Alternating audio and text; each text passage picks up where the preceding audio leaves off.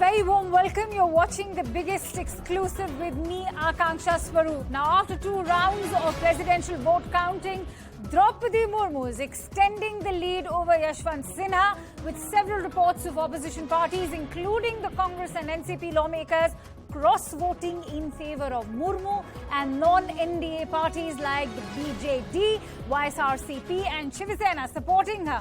Murmu seems comfortably placed in the race to the Rashtrapati Bhavan. If elected, the 64-year-old Murmu will become the first tribal president and the second woman after Pratibha Patil to hold the office.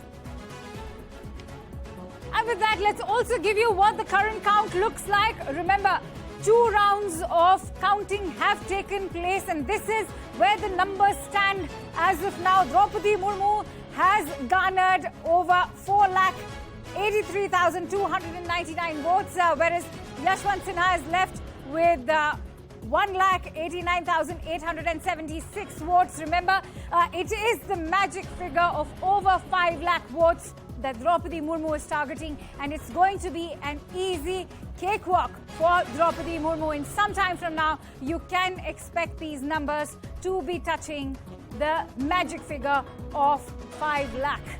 And with that, let's also tell you more about this candidate that we're talking about, that is Droupadi Murmu.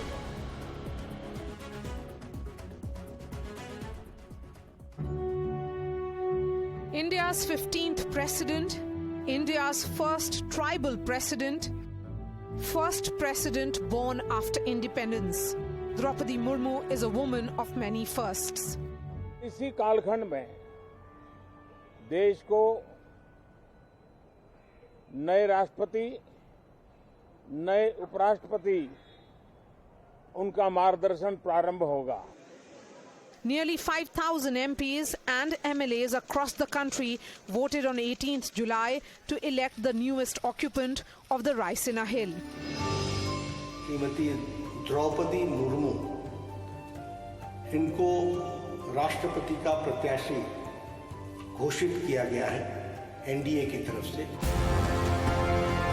With the numbers stacked overwhelmingly in the favor of the NDA, Droupadi Murmu's election was high on symbolism and less about the numbers game. An election which is witnessing the changing political axis. A selection that has placed the opposition camp in a quandary.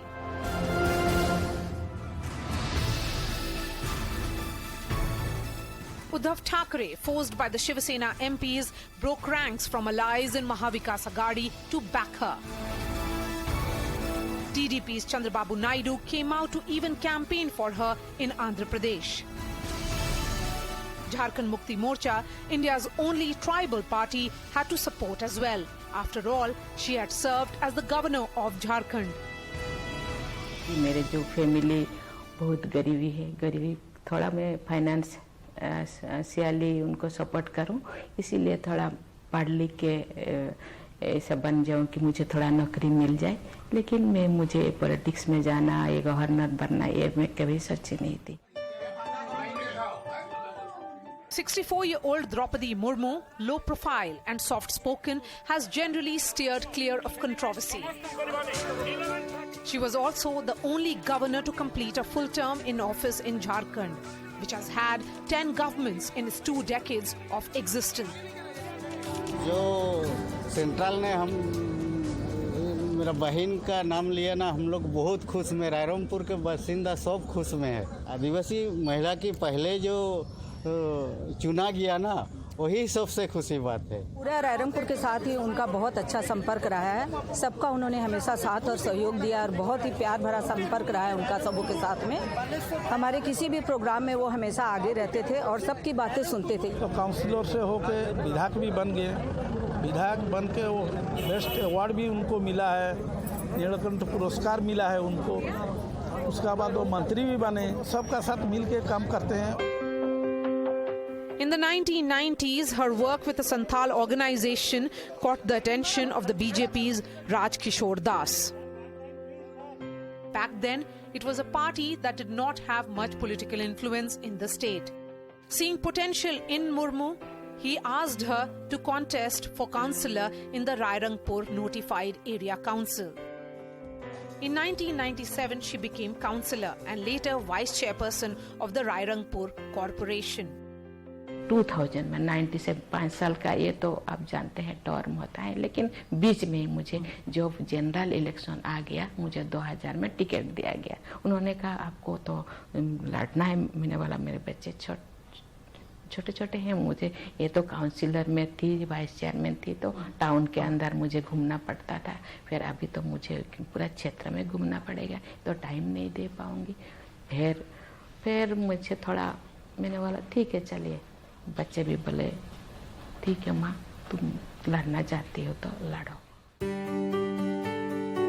She served twice as a BJP MLA in Orissa and also worked as a minister in the Naveen Patnaik government from the 2002 to 2004, when the BJP and Biju Janata Dal ran a coalition government.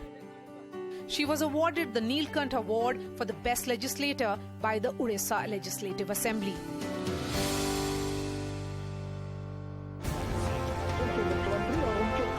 Droupadi Murmu's candidature signifies the BJP's efforts to bring the tribal and other marginalized communities to the mainstream.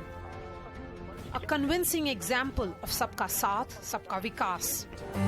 The move comes ahead of assembly elections in Gujarat, Madhya Pradesh, Rajasthan and Chhattisgarh.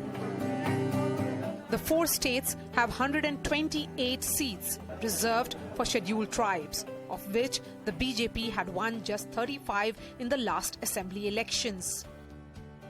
The BJP is also hoping that her candidature will strengthen its political hold in Orissa and get a foothold in Jharkhand, where it lost the elections in 2019. आज भी हम कहते हैं कि आदिवासियों में ओडिशा में Santhal progressive है, लेकिन इतना भी प्रोग्रेसिव नहीं है कि वो दूसरों के साथ कॉम्पीट कर पाए। इसीलिए और भी थोड़ा अभी भी फाउंडेशन स्टेज में है। आगे जाने के लिए महिला को और पुरुष को दोनों को आगे आना होगा, जैसे परिवार चलाने के लिए दोनों की आवश्यकता है। In 2017, as governor, Murmu returned 2 controversial bills, the Chotanagar Tenancy Act and Santhal Pargana Tenancy Act, in view of the widespread agitation from tribes after the state sought to dilute their rights over their land.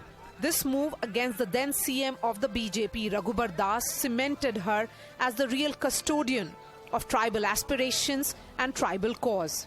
Droupadi Murmu got support of MLAs across party lines, polling over 60% of votes. Her elevation as the president reflects the triumph of the spirit of new resilient India, where any citizen can rise to occupy the highest constitutional office of India. In New Delhi, this is Maria Shakil. And that is the topic of discussion today. Madam President Murmu, India celebrates a historical landmark.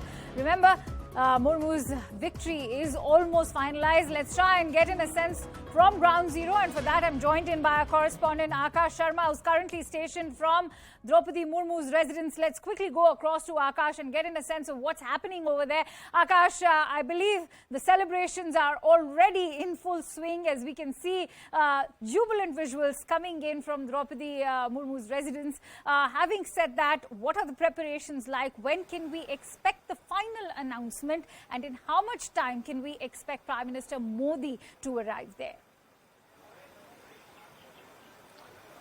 Well, Akanksha, let me tell you that yes, people are celebrating, but outside the residence of Droupadi Murmu, and I'm inside the residence, and from here I can show you these visuals.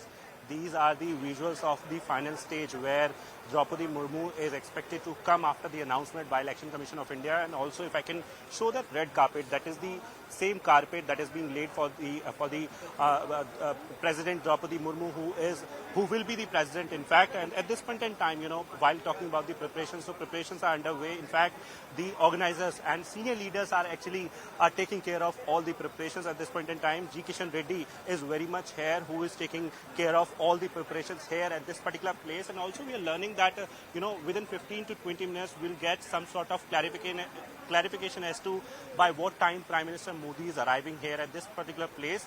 But given the fact that, result is not yet announced, so it is in fact, people are saying that after the result announcement only we can expect that Prime Minister Modi will be coming. And also, in fact, we are learning that with Prime Minister Modi, JP Nadda is also expected to come at this particular place to congratulate Madam Murmu. And also, not only these two leaders, but also several other leaders are expected to come at this particular place. Also, if I can show you this crowd, this is so basically security personnel and media personnel, because no Karyakarta is allowed inside. And in fact, several other canopies are also there. You can see those camera deployments there. And we are told that, not only Droupadi Murmu will be coming here for taking all those wishes, or all those good wishes, but also she'll be going to that particular place. And this is not clear as to where Prime Minister Modi would actually be meeting her, because on the stage you can see only one seat, and that this seat is for Madam Murmu. But at this point in time, everyone is eagerly waiting for the final result, and not only the final result, but also the arrival of Prime Minister Narendra Modi, because it has been said that he'll be the one who will be congratulating Madam Murmu for very first. So this is the latest development, Akanksha. Right, Akash. Thank you for bringing in all those details. On that note, let me also go across to Rupashri Nanda, who is reporting live from Rairangpur in Odisha, which happens to be the hometown of Droupadi Murmu. If I could quickly go across to Rupashri. Rupashri, what is the sentiment like within the Santhal tribe there, since we've been seeing you interact with the locals over there? What will Droupadi Murmu's prospective victory mean for the tribals of Odisha and also for the BJP?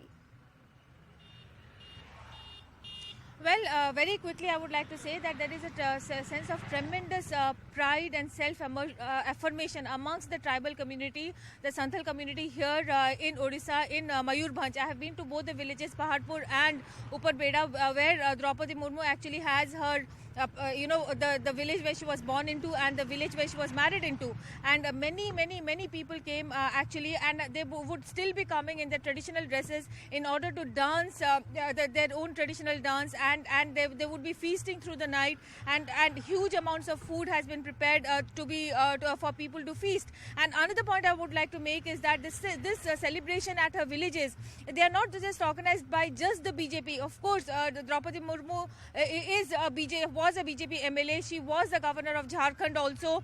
But her achievement in this sense actually has brought together many communities, both the tribal community and the non-tribal community. Everybody feels that they have a stake in her victory, and that is because of her own humble backgrounds. Remember, if you are talking about the paternal side of her family, there were people who were into politics.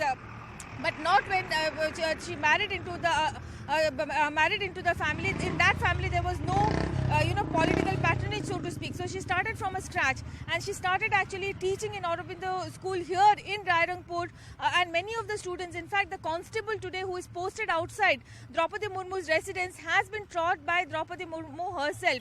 And he was telling me today morning that he has been taught geography and Odia by Droupadi Murmu. So similarly, many people have personal stories to say. They describe her as somebody who is people friendly and a problem solver. The next important point is that, remember the role of Naveen Patnaik, the Chief Minister of Odisha. He has described Droupadi Murmu as the daughter of Odisha. And when Droupadi Murmu had come here to Odisha, it was a formality for her to seek his support, because he had already declared his support. Chief Minister Naveen Patnaik, in whose cabinet actually Droupadi Murmu was once an MLA, invited her for having lunch at his residence. Naveen Patnaik not only backed Droupadi Murmu, but he also solicited the support of other parties for Droupadi Murmu. So it is a very important day for the people of Odisha also. Absolutely, as you rightly said, Rupashri. I'm sorry, I'm running short of time, but you rightly mentioned that she is the daughter of Odisha, as has been claimed by the Chief Minister of Odisha. On that note, let me also go across to Siddhant. Siddhant, if I may come across to you, what is the sentiment right now on ground zero? What are the celebrations looking like? As I can see, you are stationed inside Droupadi Murmu's residence, where many celebrations are taking place, and we've seen artists not just from Odisha but pan-India participate with full fervour. Take us through what the mood is like. Well, that's right. Not just from Odisha, the artists from tribal community across the country have come here near Droupadi Murmu's residence. So this is not exactly Droupadi Murmu's residence, but this auditorium is right next to her residence.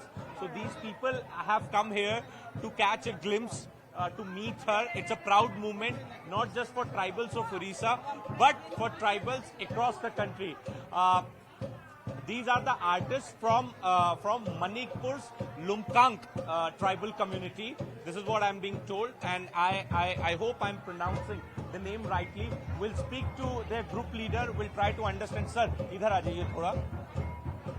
Sir, कहाँ से आप लोग आए हैं? आपका community का नाम Lumkang है. We are Lumkang Naga tribe from Sanil district, Manipur. Achha, you are from Manipur. Sir, how proud it feels when you get to know that the next president is going to be from the tribal community? It is an honor that after a long time of India being getting an independent, and at this stage we are having a tribal women president of India. And as a tribal from India, we are very proud. Okay. We are very proud. So what all have been promised to you? Are you people going to meet the next president of India, or is there going to be any performances that are going to take place late in the evening? As informed, we are coming here to perform traditional dance. Traditional dance. Dance, yes. Okay. And we will be very glad if we could meet personally, talk to her, have a photograph. Okay. And but these young boys and girls are looking really beautiful in the traditional attire. What do you call this attire? इसको क्या बोलते हैं? What do you call these? Sorry? Totang attires. Oh, this is called Totang attires. Okay. Thanksgiving dance. Okay, you guys are going to perform the Thanksgiving dance. Okay, so there you see, not just the tribal community, the artists from the tribal community have come from the state of Orissa, but from Manipur, Nagaland, they all have come here, and I can see, so this one group is sitting right here. Right. They also belong to one Adivasi. आप कहाँ से आए? Where have you come from? We are from Manipur. You are also from Manipur. Yeah, Manipur. Okay. And then we are representing the Kuki tribes. What tribe? The Kuki tribe. Kuki tribes. So, back to the studios. Right, Siddhant. So we can see, as you were mentioning, there are tribes not just from Orissa but across the country. We saw those tribes from Manipur as well. Clearly gives us a sense of what Droupadi Murmu's prospective victory means for the entire nation. Let's also try and translate the significance of this, how historic this moment is. And for that, I'm joined in by our panelists, Syed Zafar Islam, who's the national spokesperson for the BJP, Dr. Anshul Avijit, who's the spokesperson for the Congress Party, Shantanu Gupta, who's an author, and Dr. Geeta Bhatt, who's an academician. If I could begin with Syed Zafar Islam, Zafar, the numbers clearly seem stacked in Droupadi Murmu's favor. Would you agree that the highly possible victory of Droupadi Murmu is more about symbolism for the NDA, more than just numbers, or as some may put it, tokenism? See, all this word symbolism, tokenism, I think we should put to bed, because these kind of discussions only people who are immature can have this kind of a conversation. This decision of NDA under the leadership of the Honorable Prime Minister to choose the best possible candidate is someone who has been not only supported by the NDA but also across the party line. Every party has supported. That only suggests that we have chosen the right candidate. And let me tell you also, while all the parties have supported her candidature, because she is, for the first time, Adivasi is being given representation, a tribal is being given representation to the highest office of the country. More importantly, besides political parties and the people of this great country supporting her candidature, the people across the world. I have got several messages from people who are living in different parts of the world that India has made history by choosing the right candidate and giving representation to somebody who has always been seen as somebody who's marginalized, and today that section of the society is being given representation.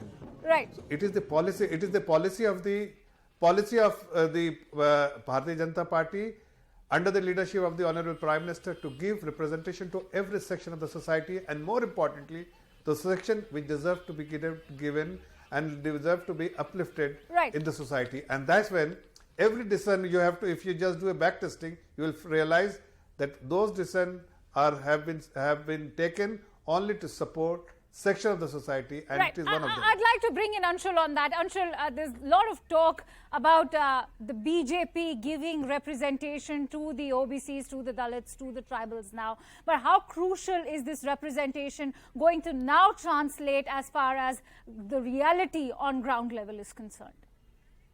No, what is about to be almost a certain victory is indeed historic, and I offer my congratulations in advance. There's no doubt about it.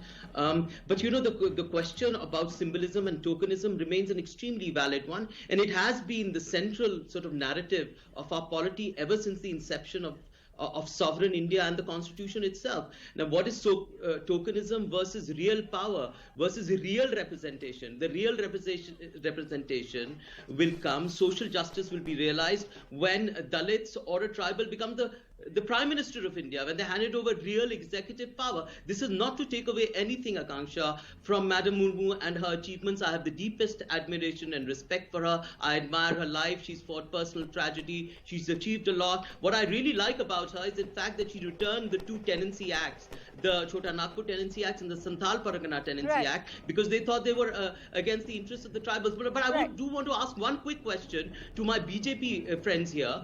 I just want to ask them, all this talk about, they're dismissing the talk about tokenism and symbolism. Let me ask them, how many Dalits are in the cabinet of the Modi government? What are their ministries? How many joint secretaries they have under them? And how much funds do they have? I'm talking about cabinet ministers, not ministers of state, which don't get any files. I just have 7 minutes left. On that note, Zafar, would you like to take that question now? Zafar, please go ahead and answer that. I think the Congress spokesperson should do some introspection.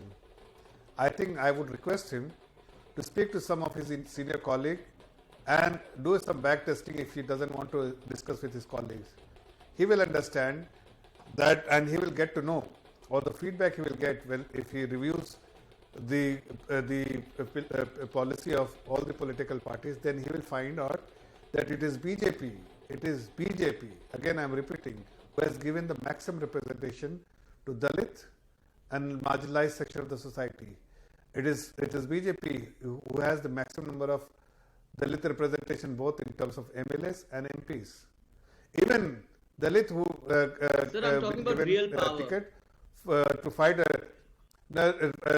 fight election in non-Dalit reserved seats as well, because we believe in giving representation, and that's why the representation has been given. Gentlemen, I'm running short of time. I would like to bring in my other panelists who are patiently awaiting their turn.